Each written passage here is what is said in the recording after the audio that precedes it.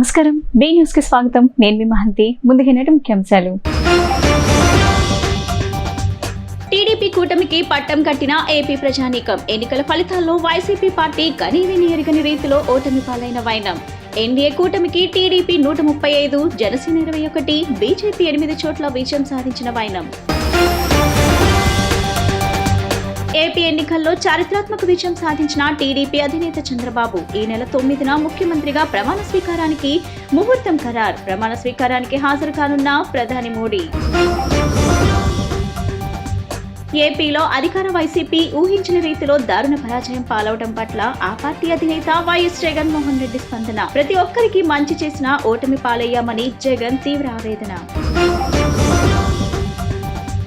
YS Jagan తనకు వ్యక్తిగత శత్రువు కాదని జనసేన అధినేత పవన్ కళ్యాణ్ స్పష్టీకరణ. జగన్ ను ఇబ్బంది పెట్టడానికే మేము అధికారంలోకి రాలేదని వెల్లడి. వైసీపీని భవిష్యత్తులో ఇబ్బంది పెట్టే ప్రసక్తి లేదని వ్యాఖ్య. ఏపీలో అధికార వైసీపీకి ఊహించిన షాక్ తగిలింది. ఎన్నికల ఫలితాల్లో ఆ పార్టీ కనివిని రీతిలో ఓటమి పాలైంది. టీడీపీ నేతృత్వంలోని కూటమికి ఆంధ్ర ప్రజలు పట్టం కట్టారు. ఎన్డీఏ కూటమిలోని టీడీపీ 135, జనసేన 21, బీజేపీ 8 చోట్ల విజయం సాధించాయి. వైసీపీ 11 సీట్లకే పరిమితమైంది. 175 సీట్లకు గాను టీడీపీ కూటమి ఏకంగా 164 సీట్లతో అధికారాన్ని కైవసం చేసుకుంది. అటు లోక్సభలోనూ 25 స్థానాలకు గాను టీడీపీ కూటమి 21 చోట్ల విజయం సాధించింది. ఇందులో టీడీపీ 16 స్థానాల్లో గెలిస్తే బీజేపీ 3 చోట్ల, జనసేన 2 స్థానాల్లో విజయం సాధించింది. ఇక అధికార వైసీపీ 4 స్థానాలకే పరిమితమైంది. ఇదిలా ఉంటే అసెంబ్లీ ఎన్నికల్లో ఘోర పరాజయం పాలైన వైసీపీ 8 ఉమ్మడి జిల్లాల్లో అసలు ఖాతానే తెరవలేకపోయింది. తూర్పు గోదావరి, పశ్చిమ గోదావరి, కృష్ణా, శ్రీకాకుళం, విజయనగరం, అనంతపురం, గుంటూరు, నెల్లూరు జిల్లాల్లో నియోజకవర్గాల్లో ఆ పార్టీ ఒక్కచోట కూడా గెలవలేదు. ఆయా జిల్లాలను కూటమి పార్టీలు క్లీన్ స్వీప్ చేశాయి. ఏపీ ఎన్నికల్లో చారిత్రాత్మక విజయం సాధించిన టీడీపీ అధినేత చంద్రబాబు ఈ నెల 9న ముఖ్యమంత్రిగా ప్రమాణ స్వీకారం చేయనున్నట్టు విశ్వసనీయ వర్గాలు తెలిపాయి. ఈ కార్యక్రమానికి ప్రధాని నరేంద్ర మోడీ కూడా హాజరు కానున్నారు. అమరావతి రాజధానిలో 11:53 ప్రమాణ స్వీకారం చేయనున్నారు. జగన్ ప్రభుత్వంపై ప్రజాగ్రహం వెలువెత్తడంతో టీడీపీ, జనసేన, బీజేపీ కూటమికి అసాధారణ విజయం దక్కిన విషయం తెలిసింది. దీంతో చంద్రబాబు 4వసారి ఏపీ సీఎం కానున్నారు. 1995, 2004లో ఉమ్మడి ఆంధ్రప్రదేశ్కు సీఎంగా, 2014, 19లో విభజిత ఏపీకి సీఎంగా చంద్రబాబు ఉన్న సంగతి తెలిసిందే. ఇక ఏపీలో మొత్తం 175 అసెంబ్లీ సీట్లకు గాను కూటమి 164 సీట్లు కైవసం చేసుకుంది. టీడీపీకి 135, జనసేనకు 21, బీజేపీకి 8 సీట్లు దక్కాయి. ఏపీ లోక్సభ స్థానాల్లో టీడీపీకి 16, జనసేనకు 2, బీజేపీకి 3 సీట్లు దక్కాయి. వైసీపీ 4 సీట్లకే పరిమితమైంది. టీడీపీ జాతీయ ప్రధాన కార్యదర్శి నారా లోకేష్ మంగళగిరి నియోజకవర్గంలో ఘన విజయం సాధించారు. ఈ ఎన్నికల్లో జనసేన, బీజేపీ గేమ్ చేంజర్లుగా అవతరించాయి. నేను నారా చంద్రబాబు నాయుడు అనే నేను శాసనం ద్వారా నిర్మితమైన భారత రాజ్యాంగం పట్ల నిజమైన విశ్వాసం, విధేయత చూపుతానని, భారతదేశ సార్వభౌమాధికారాన్ని, సమగ్రతను కాపాడుతానని, ఆంధ్రప్రదేశ్ రాష్ట్ర ముఖ్యమంత్రిగా నా కర్తవ్యాలను శ్రద్ధతో, అంతఃకరణ శుద్ధితో నిర్వహిస్తానని, భయం కానీ, పక్షపాతం కానీ, రాగద్వేషాలు కానీ లేకుండా రాజ్యాంగాన్ని, శాసనాలను అనుసరించి ప్రజలందరికీ న్యాయం చేకూరుస్తానని దైవ సాక్షిగా ప్రమాణం చేస్తున్నాను. నేను నారా చంద్రబాబు నాయుడు అనే నేను ఆంధ్రప్రదేశ్ రాష్ట్ర ముఖ్యమంత్రిగా నా పరిశీలనకు వచ్చిన లేదా నాకు తెలియవచ్చిన ఏ విషయాన్ని నా కర్తవ్యాలను సక్రమంగా నిర్వహించేందుకు అవసరమైన మేరకు తప్ప ప్రత్యక్షంగా కానీ, పరోక్షంగా కానీ ఏ వ్యక్తికి లేదా వ్యక్తులకు తెలియపరచనని లేదా వెల్లడించనని దైవ సాక్షిగా ప్రమాణం చేస్తున్నాను.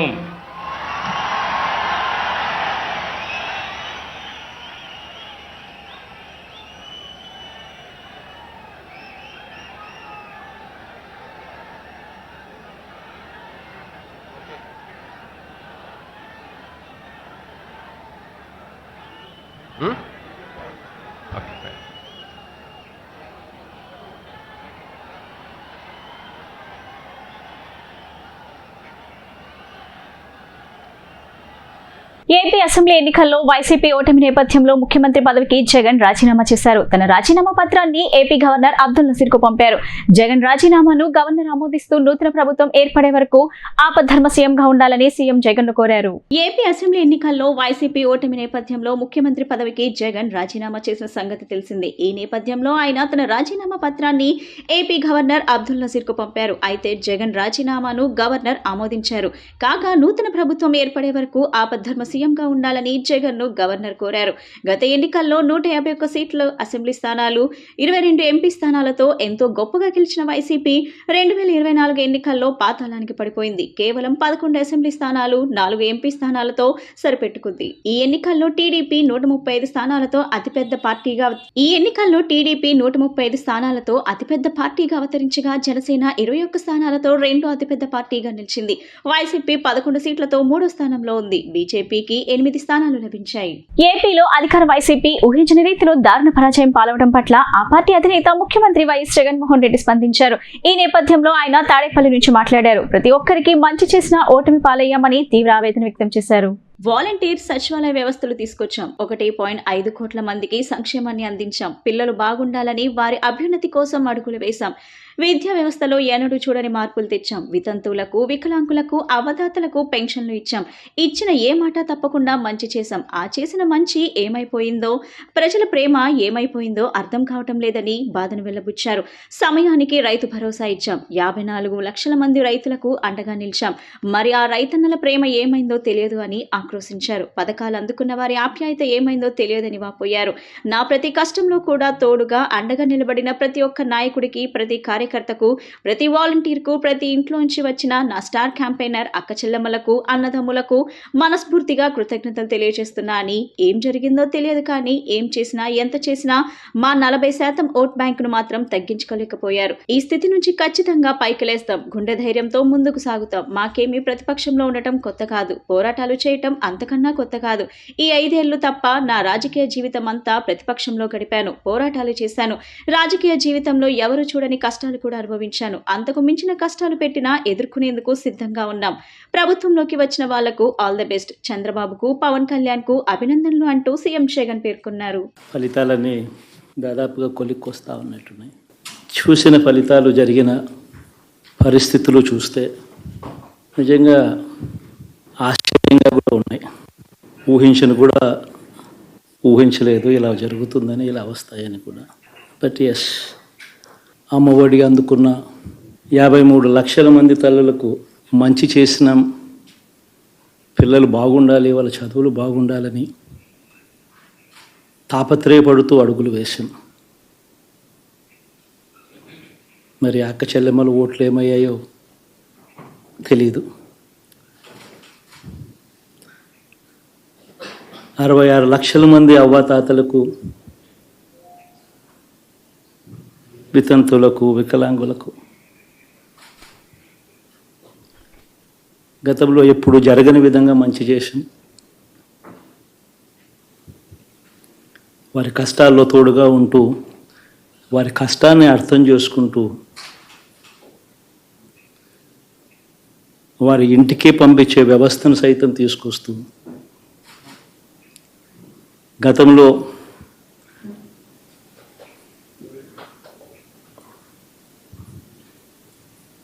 మా ప్రభుత్వం అధికారంలోకి రాకమునుపు ఇస్తా ఉన్న చాలని పెన్షన్ నుంచి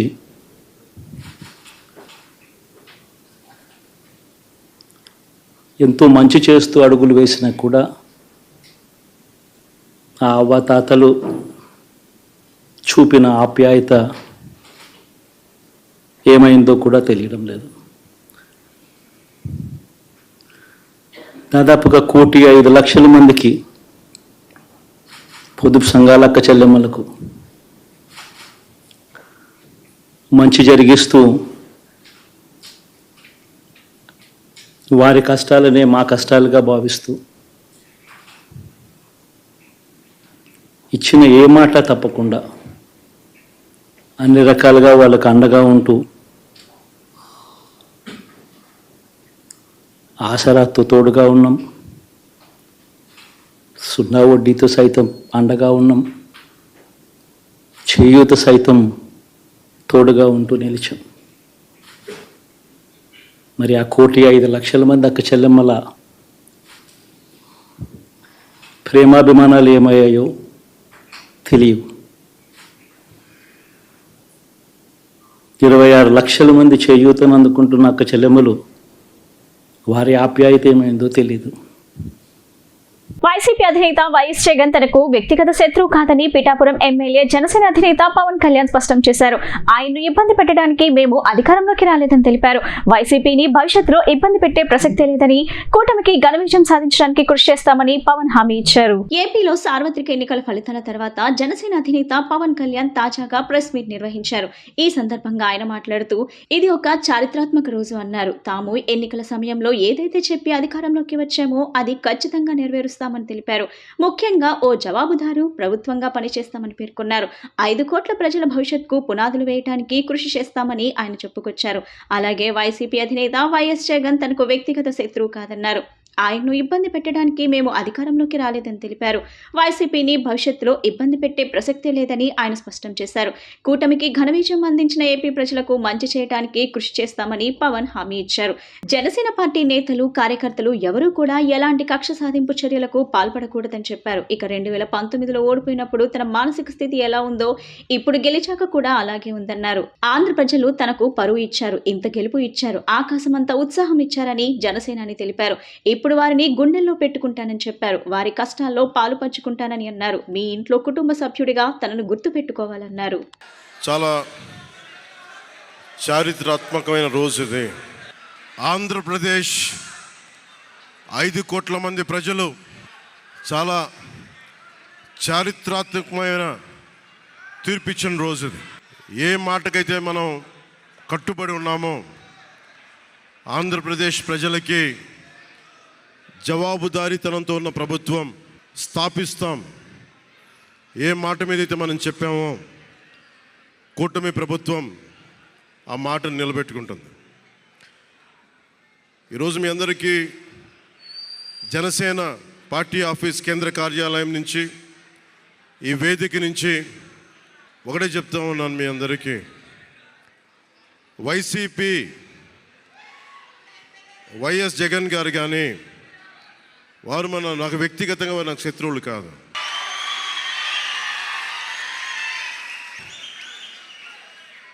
ఓడిపోయారు కదా అని చెప్పి వారిని ఇబ్బంది పెట్టడానికో హింసించడానికో ఈ విజయం కాదు.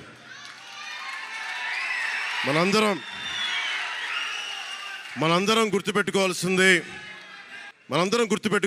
చాలా ముఖ్యమైనది. వైసీపీ పార్టీని భవిష్యత్తులో ఇబ్బంది పెట్టడానికి విజయం కాదు. 5 కోట్ల మంది ప్రజల పైన వారి భవిష్యత్తు కోసం పునాది వేయడానికి ఉన్న రోజులు ఇవి, అంతేగాని కక్ష సాధింపుల కోసం కాదు.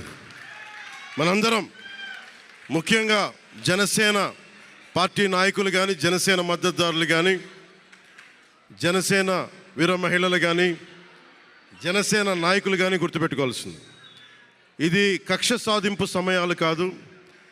5 కోట్ల మంది ప్రజల కోసం పనిచేసే సమయం ఇది.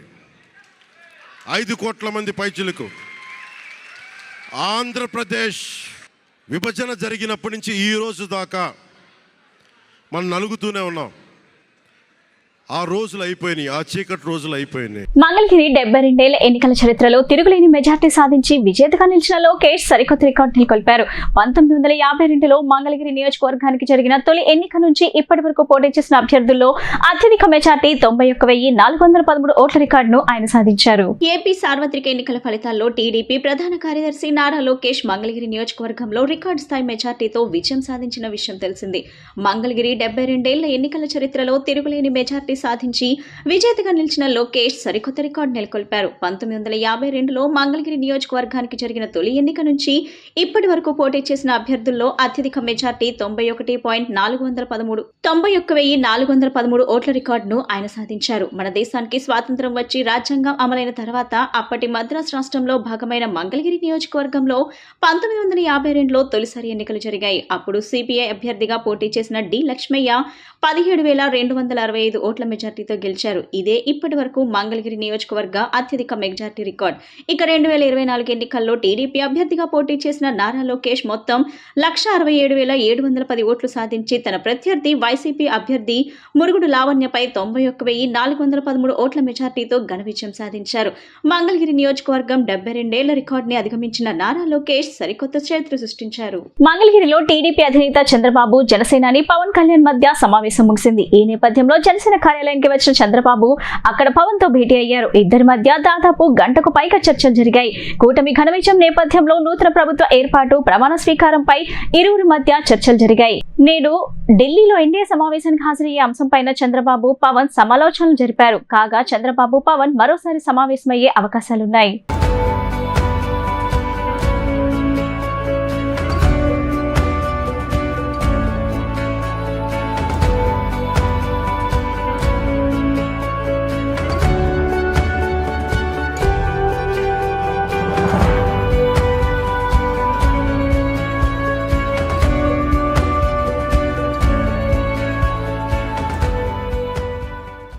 ఏపీ అసెంబ్లీ ఎన్నికల్లో ఎన్డీఏ కూటమి సంచలన విజయం సాధించింది. కోస్తాంధ్రతో పాటు రాయలసీమలోనూ కూటమి అభ్యర్థులు సంపూర్ణ విజయం నమోదు చేశారు. 164 సీట్లతో టీడీపీ, జనసేన, బీజేపీ కూటమి రికార్డు స్థాయి గెలుపు అందుకుంది. ఇక ఉమ్మడి కృష్ణా జిల్లాలోనూ ఎన్డీఏ కూటమి క్లీన్ స్వీప్ చేసింది. టీడీపీ 135, జనసేన 21, బీజేపీ 8 స్థానాల్లో విజయపు బావుట ఎగరవేశాయి. 5 ఏళ్ల అధికారంలో ఉన్న వైసీపీ కూటమి సునామీలో తుడుచుపెట్టుకుపోయింది. ఘోర పరాభవాన్ని చవిచూసింది. గత ఎన్నికల్లో 151 సీట్లు సాధించిన వైసీపీ ఈసారి 11 సీట్లతో సరిపెట్టుకుంది.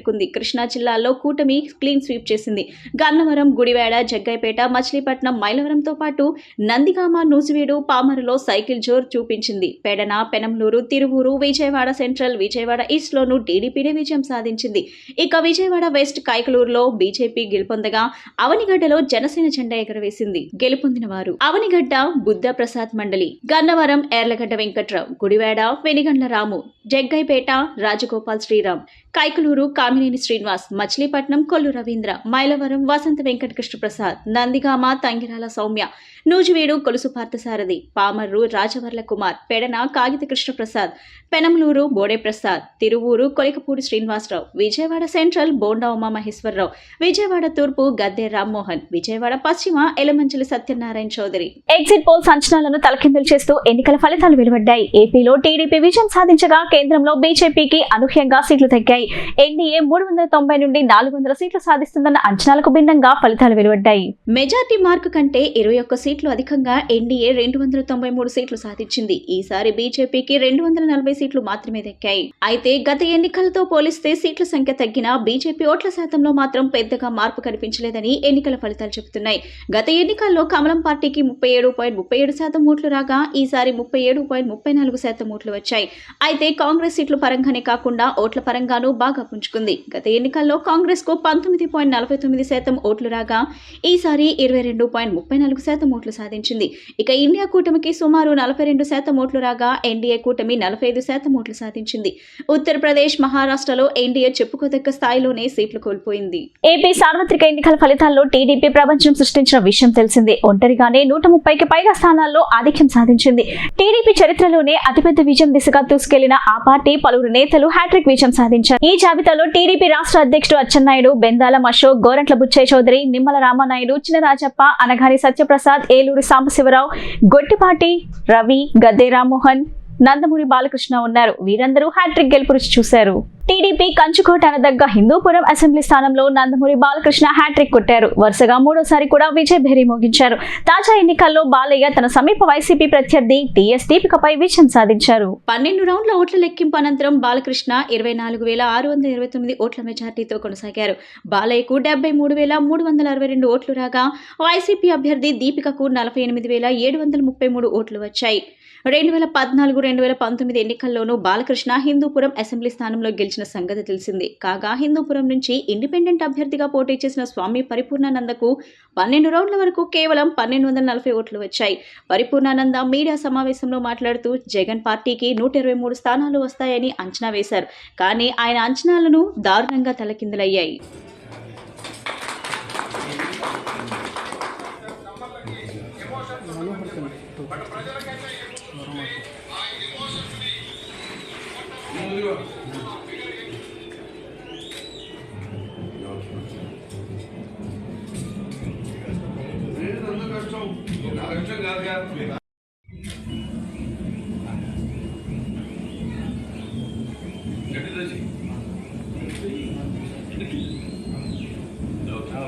చూడు జగన్ ఓకే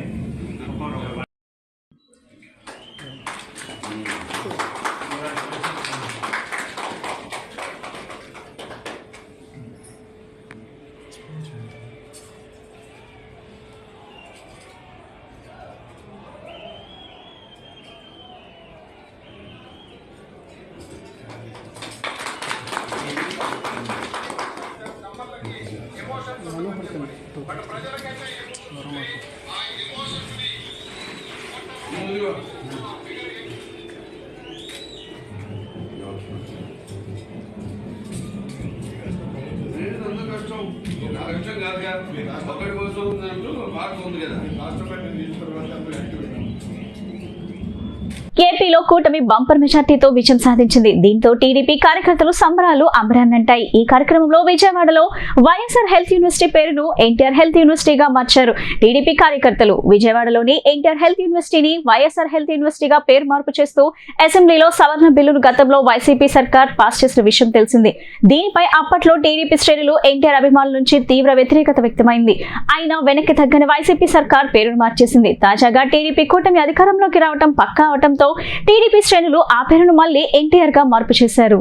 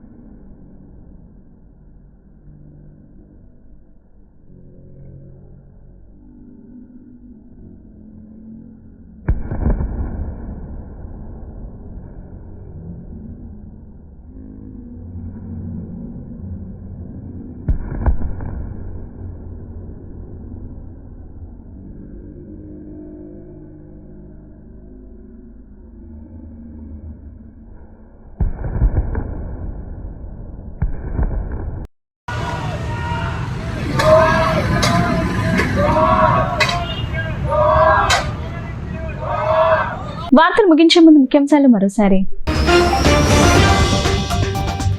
టీడీపీ కూటమికి పట్టం కట్టిన ఏపీ ప్రజానీకం. ఎన్నికల ఫలితాల్లో వైసీపీ పార్టీ గనీవిని ఎరగని రీతిలో ఓటమి పాలైన వైనం. ఎన్డీఏ కూటమికి టీడీపీ 135, జనసేన 21, బీజేపీ 8 చోట్ల విజయం సాధించిన వైనం. ఏపీ ఎన్నికల్లో చారిత్రాత్మక విజయం సాధించిన టీడీపీ అధినేత చంద్రబాబు ఈ నెల 9న ముఖ్యమంత్రిగా ప్రమాణ స్వీకారానికి ముహూర్తం ఖరారు. ప్రమాణ స్వీకారానికి హాజరు కానున్న ప్రధాని మోడీ. ఏపీలో అధికార వైసీపీ ఊహించిన రీతిలో దారుణ పరాజయం పాలవడం పట్ల ఆ పార్టీ అధినేత వైఎస్ జగన్మోహన్ రెడ్డి స్పందన. ప్రతి ఒక్కరికి మంచి చేసిన ఓటమి పాలయ్యామని జగన్ తీవ్ర ఆవేదన. వైఎస్ జగన్ తనకు వ్యక్తిగత శత్రువు కాదని జనసేన అధినేత పవన్ కళ్యాణ్ స్పష్టీకరణ. జగన్ ను ఇబ్బంది పెట్టడానికే మేము అధికారంలోకి రాలేదని వెల్లడి. వైసీపీని భవిష్యత్తులో ఇబ్బంది పెట్టే ప్రసక్తి లేదని వ్యాఖ్య. ఈ బులెటిన్ ఇంతటితో సమాప్తం. తిరిగి మరో బులెటిన్ కలుద్దాం. నమస్కారం.